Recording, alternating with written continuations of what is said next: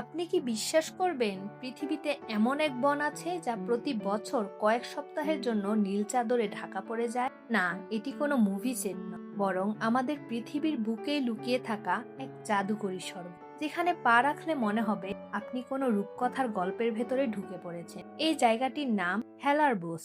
এটি বেলজিয়ামে অবস্থিত। স্থানীয়রা একে ভালোবেসে ডাকে দ্য ব্লু ফরেস্ট। প্রতি বছর এপ্রিলের শেষ দিকে যখন বসন্ত আসে, তখন পুরো বন জুড়ে হাজার হাজার ওয়াইল্ড ব্লুবেল ফুল ফুটে ওঠে। মাইলের পর মাইল শুধু নীল আর বেগুনি রঙের মায়াবী এক সমুদ্র। ভোরবেলায় যখন পাতলা কুয়াশার মাঝ দিয়ে সূর্যের প্রথম আলো নীল ফুলের উপর এসে পড়ে, তখন এক অলৌকিক পরিবেশ তৈরি হয়। পাখিদের কিচিরমিচির আর এই নীল আভার মাঝে দাঁড়ালে আপনার মনে হবে সময় যেন থমকে দাঁড়িয়েছে। এর ভ্রমণ পিপাসু এই সময় এখানে ভিড় জমা। তবে এই সৌন্দর্যের পেছনে একটি রহস্য আছে। এই জাদুকরী নীল আভা স্থায়ী হয় মাত্র 2 থেকে 3 সপ্তাহ।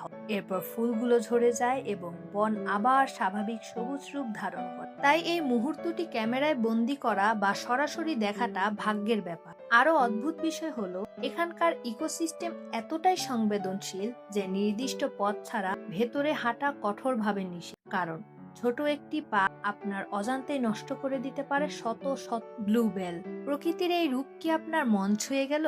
আপনার ট্রাভেল লিস্টে কি হেলারবোসের নাম যুক্ত হচ্ছে? কমেন্টে জানান আপনার কেমন লাগলো এই নীল অরণ্য। এমন আরো অদ্ভুত সুন্দর জায়গা সম্পর্কে জানতে আমাদের সাথেই থাকুন। ধন্যবাদ।